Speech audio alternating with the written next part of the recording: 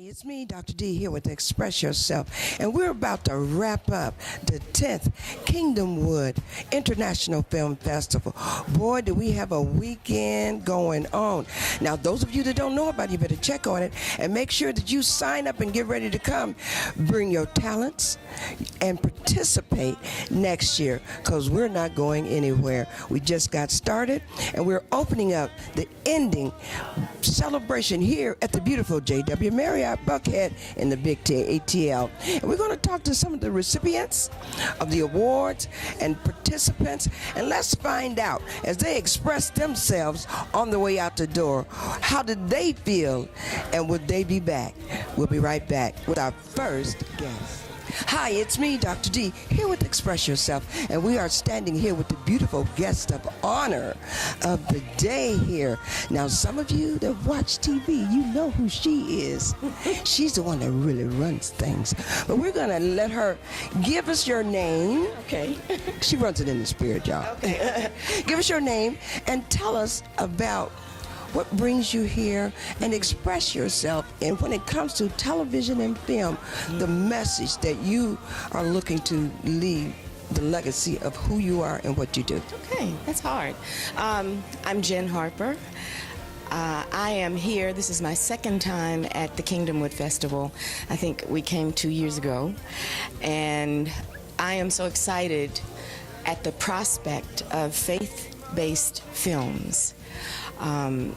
As a kid, my whole life was in the church, but my life was also as an entertainer. I didn't see how that could work until much, much later, and they came out some really, really good films featuring God, as a man or a woman, however they did it. But from the Bible all the way through, I have always enjoyed and been taken up into faith-based films. So for me, this was just a natural next step. You know, God orders things and orders your steps. We walked into this, and I keep saying we because my other half is over here, but we walked into this 2 years ago, and we're just so excited that we had an opportunity to share with other people who also were excited about faith-based films. So as I think about a legacy, you know, I hope to be able to show and leave with others the things that not only I stood for, but my angel in heaven, my mother, walked that walk her whole life. She served as a deacon in her church. and that's what you play. Yeah, right? I do. I play a deacon in the church of Greenleaf. Chairman of the Deacon Board, Deacon Connie Sykes. You all may not recognize me because I don't have on my wig. But yeah, that's who I am. And I started the show really wondering if that happened, that kind of interaction between the deacons and the bishop was real. However, I was informed by all the people on the set, yeah, let him have it. And I've now learned that that really does go on in the church. So I walk that walk. Again, God orders my steps. Who'd have thunk it? I never would have known. I started in the business 30 years ago doing what I do, which is being a doctor every day. But I was doing it on In the Heat of the Night. So, oh, really? It was Dr. Day on In the Heat of the Night. Yeah. So, years ago, I did that, but, you know, your steps are ordered. So that was my training ground. And 30 years later, I'm excited to be able to do this today and to continue doing Greenleaf. So I feel blessed. Well, you know, as you speak that, and your Mordecai man standing there with a big smile, I want to have him come join us. When you were talking about... Take the air out of the room. Take a deep breath. Now, and we're going to get to him because you're an actor as well, aren't you? Oh, yes. I've been in the business about 47 years. I'm also on Greenleaf. Yes. I'm Deacon Fred Williams on Greenleaf, and do a couple of other series, one called Step Up, where I play a pastor. And there's some other films that are coming out. One is a series with HBO, you may have heard that, called True Detective. Yes. And so I'm recurring in that. This season, actually. All right. Well, you know, when you said something that brought it back when you were focusing on what goes on television and the reoccurrences of God, and it just brought a light to me that actually faith-based television series has always been there. But if you were to take the time to think about what do you think is making it almost seem like A whole new thing. a whole new thing. When we've had Hercules and Ben-Hur, you know, all of those, you know, the Cleopatras and Let me speak. Let me have a mic. Thank you very much. So listen, because when I grew up, which wasn't that long ago, but when I grew up, in communities we had family, we had school, and we had church. And in each one of those points of the triangle, each one of those points of the triangle, God was the center. And you got your moral training. It was at home. It was reinforced at school, and then laid down at church. You know, and you walked with that.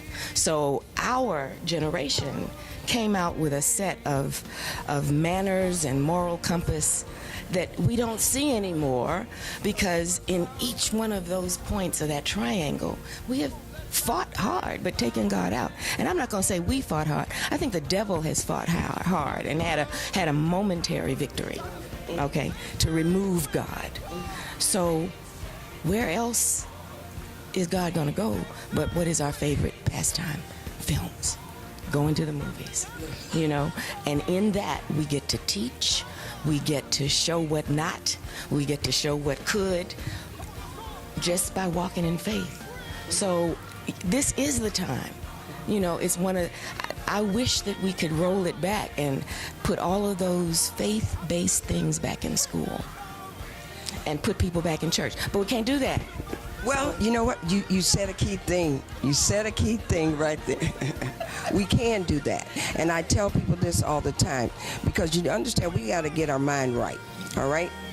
And when I say that is because I've always said when people said they took prayer out of school, they cannot take prayer out of school as long as the human beings are in school. In school, okay. They can keep you from publicly coordinating it, but they cannot take it. And I think here again, the mindset, we have to get our minds right. And I'm looking at you, dear Mordecai, man, to see what you have to say. I love it. I hope that's good. Well, if you know the Bible, you know it's good, because behind Mordecai, man, came the children of Israel owning 66 countries, I do believe, because the reason Esther was there was because of that Mordecai man.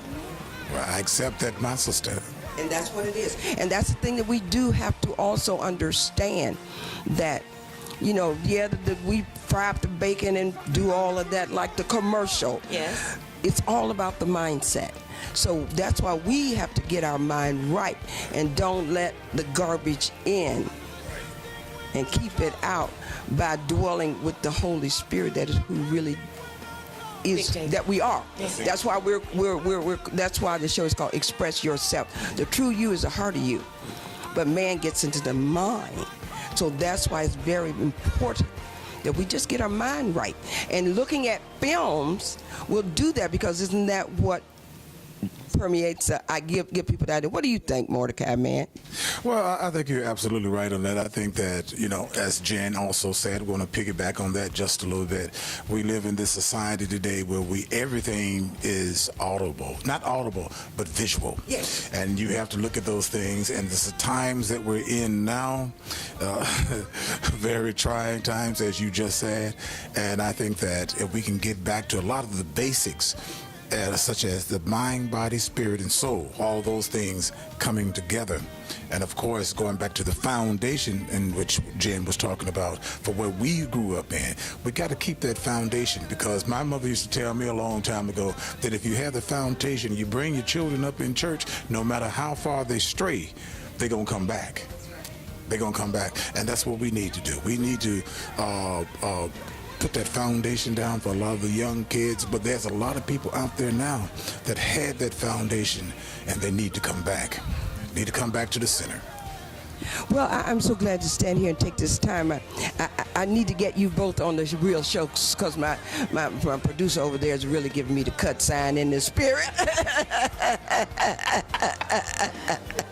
Because she, in the spirit, because she know I can, we could talk about this. So that's what I'm saying. We're going to get it where we have a sit down, and you can express yourselves, and especially as a couple in the industry. So I really appreciate you guys taking the time to come and talk to us. It's an honor. But You haven't heard, I just came along. no, you can't do that. You can't do that. Thank you for bringing her. Oh, thank you. I did do that. Yes, you did. I did do that, so thank you. Doctor. Not only did he bring me, he timed me. Okay, 10:30. Yes. What time you say we're leaving? Okay. You know, sometimes people get occupied because they got a lot of things on the agenda and on their plate, and so, you know, I'm have to kind of manage that a little bit. That's all. So in other words, what you're telling me right now, and then we're going to go to our next guest, that my people and your people is me and you, right? Yes. Okay, so if I ask you, then say you'll come, you'll make sure it happens. I don't have to go through you are her agent.